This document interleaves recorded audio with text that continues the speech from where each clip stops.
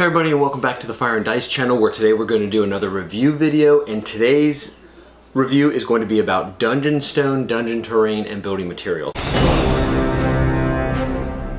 So it's a company that's, I guess, similar to Dwarven Forge, which is the one that everybody knows. I also did a video review of their stuff, which I was in love with, and I still am. I've had it for a couple of weeks. It's beautiful stuff. So today I'm doing dungeon stone, and they make similar stuff. It actually is compatible, and they promote that on their website, that it does fit and is compatible with Dwarven Forge, and I'll show you that in a second. I have a couple of Dwarven Forge pieces here just to give you an example of that. So I've built a few things so far, just playing around with it. I actually already shot this video as I opened up the box, much like I did the Dwarven Forge, but it wasn't the most friendly video towards the stuff. So I decided to actually reshoot it after I got everything out, played with it a little bit, put some stuff together, saw how it worked together, and gave it more of a chance. So I'm gonna go over what I like about the stuff and then the negatives about the stuff. So the first thing we'll go over is actually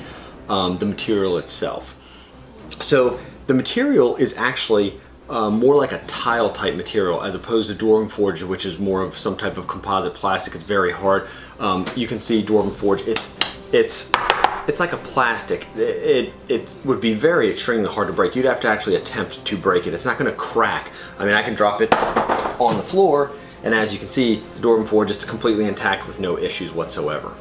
This stuff is made of some type of, I don't know exactly, I'm not familiar with that type of stuff, but this stuff is more like a tile, and you can see from this big piece right here that it looks just like a tile and feels just like a tile you would use in your kitchen or bathroom floor. So it's definitely a different material than Dwarven Forge. With that said, the positives about the material: it looks beautiful. It really does look great. I mean, if you see some of these pieces and the texture in the wall, it looks really good. I love the look of it. I also love the feel. It feels good. Like I said, the texture is wonderful. You see these pieces like this. If you take a close-up look of that, I'm not sure if you can see that, but there's cracks in the floor. You know, it has a really good design and a really good look to it that makes it look like a real worn dungeon and everything. So the look and the feel is fantastic. Now the negatives to the material: it will break easy, and I do not like that, because as you see, when you buy this stuff, you typically will buy a lot of it if someone's going to buy something, because you want to be able to make dungeons or at least a couple of rooms together. So I'm still trying to figure out exactly how I'm going to store this stuff. Dwarven Forge, I can pick it up by handfuls and dump it in my storage container that I have, no issues. I can't do that with this, and I'll give you an example of why. This is a piece that I accidentally knocked off. It was one of these pieces. It was one of these. But unfortunately, as you can see, I dropped it. Actually, I just knocked it off the table while I was building stuff, completely broke apart. I could possibly glue that together. As a matter of fact, I'm sure I can glue it together. However, how often am I going to do that? Have to do that, and how often do I want to do that? With that said, the look and the feel, the texture of it is great. The durability is bad. I'm gonna have to say that it's just downright bad. Now the actual usability of the stuff. Again, you have to be very careful with it. So that's a negative right there. Is I can put the Dwarven Forge stuff up, no problem, it's easy. This stuff, you gotta be a little more delicate with it. But with that said, the positives are you can make some really cool stuff. They have really cool designs. They actually have rounded corners to the rooms, or regular 90-degree turns. They have pieces like this that I got with a skull on the wall and a little bit more design to the wall. They also have places where you can make a wall, instead of a 90-degree angle, it can be at an angle, a curve, or a 90-degree angle.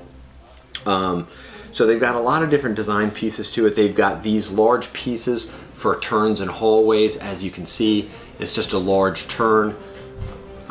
They've got a lot of different types of doors. I've got a portcullis here, as you can see, and the door actually does go up and down. Plus you have regular doors with a wooden door that swings open. They also have I got a lot of little also pieces like columns. I got some sarcophaguses.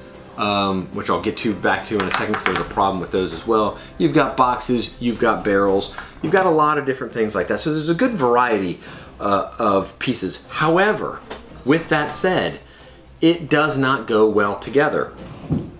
There's regular building pieces, and then there's these double wide pieces, and they don't, I've played with them, there's no way you can join them together and make them work. So the big pieces have to design certain things, the rest of it can design certain things.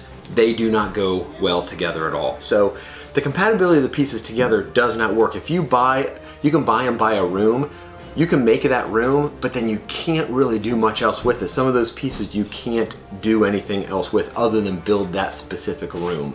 So that's a downfall there. But you can build some really cool stuff. With that said, the room designs are really cool on a pre-made room. So if you want a wizard's room, like here I have this, and this has an arcane symbol in the middle. It's a big piece with an arcane symbol. They have a lot of different things like that. They have fountains, they have tombs, they have I forget what else they had on the website, but it's dungeonstone.com if you want to check it out. But regardless, they have a lot of cool different designs like that, like those wall pieces and that arcane piece in the floor. There's many others. So they do have a really cool design. I just don't like the fact that a lot of the pieces aren't compatible with itself. Now to get to some of the other issues I have. The doors just sit up way up higher than the regular pieces. If you look at this, you put this door in, and it's going to sit, it's twice as high. The door sits above the wall height. And I know, I believe they did it because the door is made to be scaled to a miniature, but Dwarven Forge does it the same. The walls are not scaled to a miniature, so you can see over top of it. So why they made the door so much higher, I don't know why they just wouldn't have made the door smaller. You're not going to actually put the miniature through there. You're just going to put the miniature in the room when you guys start coming in, when you're playing and setting up for battle or whatever the case may be. So the height of the doors, and again, it's not a huge thing. I'm just a stickler for those little things. Also the sarcophagus, they put a tile piece under it. The problem with that now is that it doesn't match the size of the tiles. So as you can see, it does not match. It's bigger than 1/4. It's not 1/2. It's just an odd size, so you can't drop it in the middle of the floor like that. You won't be able to build around it. You have to put it on top of the tile, and then you've got the sarcophagus set up. Again, another little small detail, but these are the things I look for when I buy stuff, especially when you're spending the amount of money you spend on Dungeon Stone or Dwarven Forge. You want it to be good quality stuff, and you want it to be easy to work with and easy to use. So that's my biggest drawback of this stuff is the durability of it and the interchangeability of it within itself. Now I'll do a quick comparison of Dwarven Forge compared to this stuff to show that it is compatible together. If you look at these pieces, these are both their floor pieces. This is Dwarven Forge and this is Dungeon Stone. So they are exactly the same size. And again, if you take a regular corner piece, again, Dwarven Forge, Dungeon Stone, they are interchangeable. So they will work together beautifully. And one last piece, a regular sidewall. Again, they'll work perfectly together. So just to recap, the look and feel is beautiful. It really is. If you want some nice dungeon building material, I do recommend it in the aesthetics of it. The feel, the design, what you can make with it is very beautiful. The texture, I love it. Unfortunately, the negatives are the durability. Not good. As you can see, like I said, I already broke a piece. I've had it out of the box for maybe an hour, if that, and I've already broken one piece. Haven't broken a piece of Dwarven Forge yet. The other negatives is just the inconsistencies with the pieces. These bigger double wide pieces are not the same height as the regular pieces. Why? I don't know why they did that. The doors are then again a different size. So you've got, these are small walls, these are mid-size, the doors are tall. So it's a big inconsistency with just the height and the design of those pieces. And then the compatibility within itself. Certain pieces just don't work well together. These ones, even with the height difference, it's not a huge deal when you're building a dungeon. But as you can see, when you build these, I can't make this work. If I put another one down below right there, it just wouldn't work right. It's not going to be the same size. even with the corner pieces. It's just absolutely not going to work, as you can see. So I don't know why they made the design the way they did with that. So that's the other negative. So it does have its positives, it does have its negatives. I will say, compared to Dwarven Forge, it is cheaper. So at 3/4 of the price, you can get a little bit more building material. So if you're trying to get bang for your buck, this stuff will go a little bit further in what you can get for the same price. But again, keep those concerns in mind. The durability is just not there. But overall, I do like the stuff. I am happy with it. I just have to be careful with it. And I can build stuff with it. It's not that the compatibility is going to completely ruin the ability to build stuff. As you can see, I have rooms. I have a lot more stuff that I can build with, and I can make a lot more stuff with it. So overall, I think it was a good purchase.